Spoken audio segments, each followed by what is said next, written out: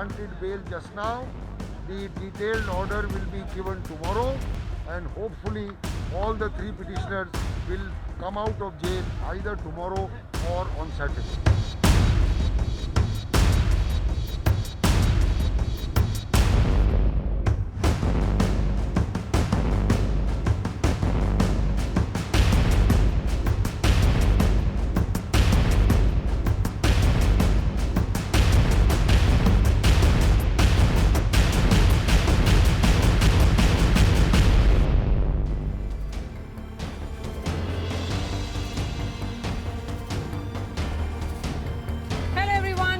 News Epicenter with me, Maria Shakil. Diwali has come early for the Khans. After spending the last 25 days at the Arthur Road jail, Shah Rukh Khan's son Aryan has been granted bail by the Bombay High Court. Aryan was represented by some of India's top lawyers, Mukul Rohatgi, Satish Manishinde, Amit Desai, all of whom for the last 3 days argued that there was no case of possession or consumption, and so bail should be the rule and jail the exception. ASG Anil Singh, who was representing the Narcotics Control Bureau, argued that a liberal approach cannot be taken into consideration for bail. But the judge gave just a single word order: granted. 13 conditions have been set. The detailed order will be out tomorrow, which is also when we are likely to see Aryan Khan walk out of jail. So why exactly was bail granted to Aryan Khan, Arbaz Merchant and Munmun Dhamecha? Let's take a look at 5 big reasons. 1, the Narcotics Control Bureau wasn't able to prove any conspiracy in the case and said that conspirators only know how it happened or how they conspired. Aryan Khan wasn't found in possession of any drugs at all. The NCB used old WhatsApp chats of 2018, 19, 2020 to point at a nexus, but the courts agreed to Rohatgi's argument that these chats be unrelated to the cruise case. NCB wasn't able to present any proof that Aryan Khan or other 2 accused consumed any drugs on the cruise. Moreover, 2 accused in the same case, Avin Sahu and Manish Rajgadia, were already granted bail on October 26th. Joining me on the show, Kamini Jaiswal is the lawyer of the Supreme Court, Sanjay Hegde, senior advocate of the Supreme Court, Yashwardhan Azad, former IPS officer, B.V. Kumar, former NCB chief. Kamini Jaiswal, beginning with you. Key to the argument of the NCB was the conspiracy angle that Aryan Khan was also in conscious consumption and part of some drug cartel. Do you think NCB failed to build that conspiracy angle, and that is why the ASG finally said that conspiracy is difficult to prove, only conspirators know how they have conspired? It is, the whole thing is bizarre. There's no question of Aryan Khan having been in custody even for a day. There was no recovery. Some vague theory of, you can't just say, WhatsApp chat show conspiracy. All of us are conspiring of some crime or the other. If you're going to go by WhatsApp chat, you have to connect it and substantiate those chats with something. You can't keep a man behind. I don't understand liberal approach. I think it was a very conservative approach that the lower court took in having kept this child inside for so long. And I think it is atrocious for the judicial system to have acted like this. He should not have been in jail for more than a day. He should not have been in jail for so long. Sanjay Hegde, bail the rule and jail an exception doesn't really apply in NDPS cases. Would you say that the time has come for revisiting that specific point, making a distinction between consumer and the one who traffics? See, even in NDPS cases, that is the rule, except in cases where there is actual trafficking of huger amounts, more than small quantities. With regards to consumers and people who may be addicted, the emphasis on for a first-time offender is on rehabilitation. The real question to be asked is, when the policy of the law is clear, why is the NCB becoming selective in some cases, going after the offender full blast, making out a mountain of a molehill? You have a 6-gram recovery from one of the accused. That recovery you can't prove. And then you allege international trafficking against some of the other accused. So, as somebody rightly said, the essence of tyranny is the ability to use a harsh law selectively against your opponents. So Was that the case here? Yes. And if the NCB has to learn anything from the Riya Chakravarti and this particular episode, it must be to not let its officers get trigger happy. Harsh laws, the public supports when they are used selectively against real traffickers. You will lose public support and sympathy if you go against children. So, and younger people. The younger people are also voters. Yes. Their parents are also voters. Yes. BV Kumar, they watch what is happening. NDPS Act is now increasingly coming under this scrutiny. Is it missing the big fish or those who run these cartels but going after a select end users? Would you say that it is also becoming a tool to persecute a select few? Well, it's not the NDPS Act which has come under scrutiny. It is the probably the activity that was being carried out by the NCB Bombay Zonal Unit. And particularly in this particular case, as well as the Riya Chakravarti's case. Now, what was the main objective for which the NCB was set up? It was to go after the big drug cartels having ramifications not only within the country, but beyond the shores of India. And we have agreements with different countries under the convention, NDPS convention, where we cooperate with with other countries also. And we have drug liaison officers located in Delhi, and our own officers are located in different parts of the world. So that is the main objective for which the NCB was formed, and not to go after the small drug abusers. In this particular case, though they might have received the investigation, there were a lot of lapses at the preliminary stage itself, which I have pointed out in the earlier programs in your own channel. So that has caused a lot of prejudice against the investigation that was conducted by the NCB of Bombay. That's the first part. The second part is that bail was to be granted even at an earlier stage, but with stiff conditions, as was done by the Bombay High Court. 13 conditions have been put, which are standard conditions, which are put up by the Supreme Court in Surjit Tiwari versus State of Gujarat case by the Honorable Supreme Court. The judgment was delivered on 28th of January 2020. In that case, more than 1,000 to 1,445 kilograms of heroin was caught off the coast of Gujarat. So in such is the type of cases where the NCB should be concerned, but bail ought to have been granted even by the NDPS court, but in its own wisdom, it has not done that. Now the High Court has done the right thing by granting the bail with 13 stiff conditions. The conditions are fairly stiff, and the accused is not supposed to interfere with the investigation, not supposed to give any statement to the media. They're supposed to report to the NCB every Friday. And someone who has been joining me since we have started covering this case is Yashwardhan Azad, and I can see him as well. Mr. Azad, the illegality of the arrest was one point that was raised by the defense counsel, the lawyers of Arbaz Khan. Aryan Khan here, and that illegality was rectified when he was sent on remand was something that the ASG said. Would you say that the NCB clearly here admitted that they were lapses?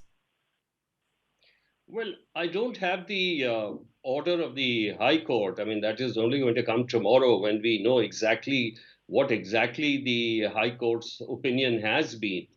But let me say one thing. I don't think that all the accusations are completely in thin air and that he was absolutely clean and the arrest was illegitimate. I mean, let's say that if the High Court does castigate the lower courts for not just granting him bail right then and there, and as somebody pointed out, NDPS Act is a tough act. So blame the act for the way the provisions are there. I understand that for small amounts of consumption, more should be a kind of a redemption than jail. But, look at the circumstances and it's very easy to wave it off. But for an NCB investigator, biases aside, when 8 people, a group of 8 people who are friends and who are going for a cruise, it's an international cruise, it's the third leg of the cruise, and the gentleman goes there. He's a celebrity status VIP, which is very common for these rave parties, who had got free tickets. His friend is there, his friend for so many decades. I mean, he's 23-year-old, at least 1 or 2 decades, and he has it. So if the court recognizes there is a conscious possession, and the investigator says that yes, from the WhatsApp chats, we can connect a few dots that he has done bulk purchases, etc. The court in its wisdom gave it, good or bad. So now the High Court has given it. We welcome the judgment. And last point, I also welcome that I hope it gives hope to the lakhs of under trials whose cases of bail will also be heard on 3 days, giving it to the lawyers to do it pro bono. So it's a great hope for people who are under trials. Sanjay Hegde, one point that is being raised by a number of lawyers, and I want to know your view on this, is that the NCB misused Section 67 of the Act and have relied heavily upon the statements that were recorded by them under pressure.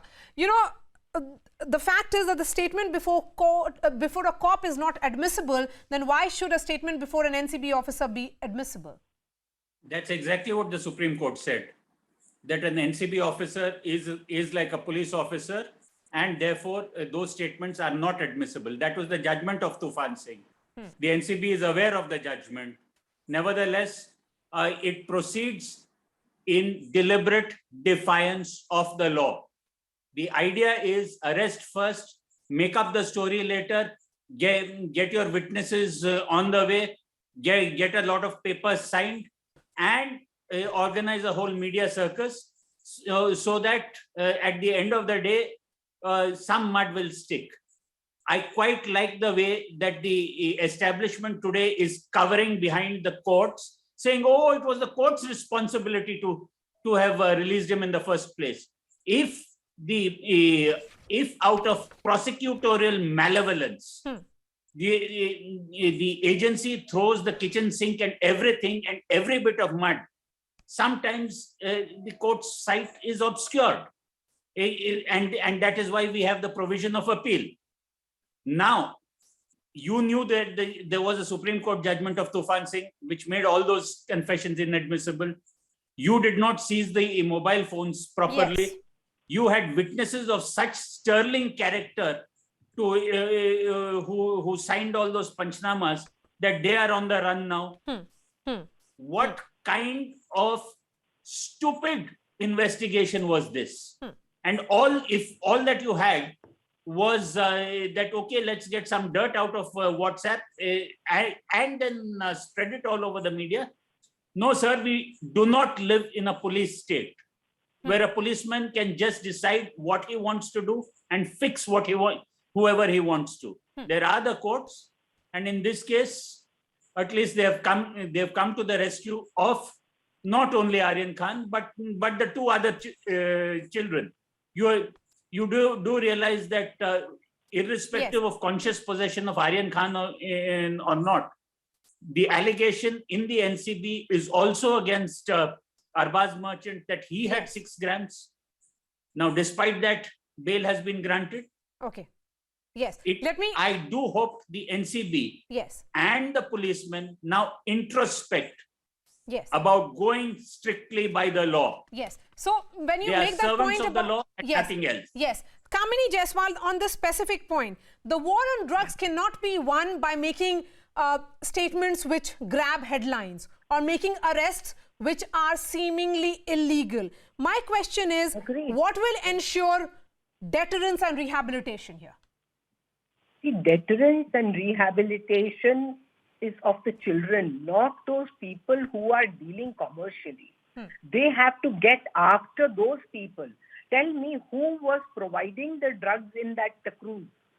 Everybody knows what was going on. The whole story is out. But the NCB has not gotten after those very people who had organized this cruise and who was charging from 80,000 to 3 lakhs per ticket, etc., etc. Those people have not even been touched, because if they were touched, there would not be headlines. There would not be media trial all the time. And like all other such cases, where thousands of kilos of drugs have been confiscated. One day it appears in the paper, drugs worth thousands of crores have been confiscated, but after 2 days it goes off. But this has kept on for 23 days, and they feel this is how they can influence people. And this is how they can get accolades and kudos for having done a great job. But I'm sorry, the people have better sense. You have to get after the people who are doing this trade, not somebody with a 2 gram and 6 gram, even if he had it for his own use. That's not what this law is all about. Yes. So when you say that this is draconian, there are problems because several countries they revisited it and started looking at it from its various aspects, such as ensuring that they are reformed and brought back into the society. Yashwardhan Azad, when we look at this entire case, politics aside, there are questions being raised about the track record of the agency. Do you think NCB has much to explain, be it in Riya Chakravarti case or in Aryan Khan case now? I think these two cases are absolutely different. Riya Chakravarti was definitely a diversion because the main focus was on Sushant Singh. Nothing was coming out of it. Another wrong thing was done by the Patna police, in which they had filed an FIR. So those were a lot of things which are done incorrectly. But in this case, the entire focus was on drugs. There was an informant who had given this information, and politics aside and views aside, the NCB investigation was, of course, very, very patchy. I wish they had stopped that cruise ship and had checked that. They would have got something. As far as the ability of the NCB is concerned for getting the drug cartels, I don't think NCB today has the wherewithal, the capacity, and the infrastructure to go after the drug cartels. Mind you, it requires a very heavy funding, very different kind of infrastructure, and an all-encompassing one.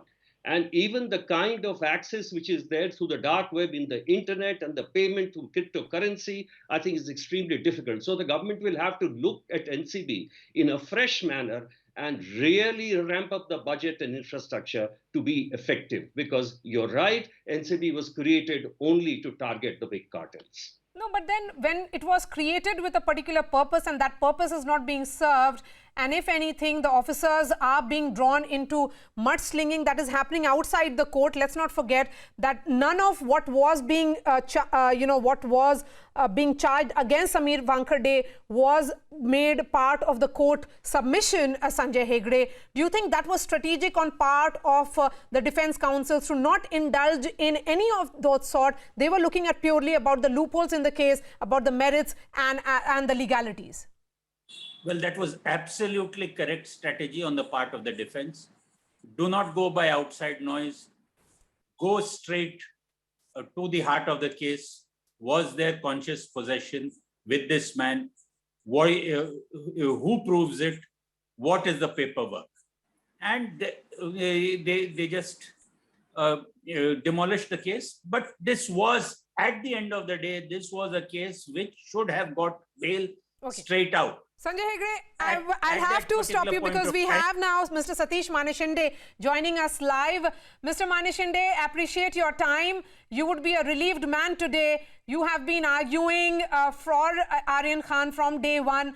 What are your thoughts, sir? And would you say, what do you think worked for your client today? What was the nature of argument? What worked for my client today was the fact that we got a judge who ultimately accepted our submissions. Right from the first day, if you have been following my arguments, I have said he has not been found in any possession. There is no evidence. WhatsApp chats cannot be termed as evidence against him. Apart from that, there was no conscious possession. There was no conspiracy. He was staying along with 2 other people who in a suite as an invitee, and that suite, none of them had any possession. And this was a case which he ought not to have been arrested. The fact that he has spent 28 days in custody is travesty of justice in our country. So you're calling it travesty of justice, Mr. Manishinde. We are still waiting for the court order. Looking at how the entire argument panned out. You have made this argument that this is a case of an illegal arrest and that the conspiracy angle doesn't hold. Finally, we also saw the ASG say that they are yet to prove the conspiracy. Do you think all the charges that have been leveled or slapped against Aryan Khan were demolished one by one through your arguments, or are you feeling that this could go into the trial? Like Mr. Mukul Rohtgi has said much before appearing in the case, and like I have said much before he was even produced before the court, that this arrest is unwarranted and illegal, more so because he was not found in any possession. I feel he ought not to have been arrested right from the first day because he was not found in possession. He was searched. He was taken to the NCB office. Nothing was found on him. There was no evidence.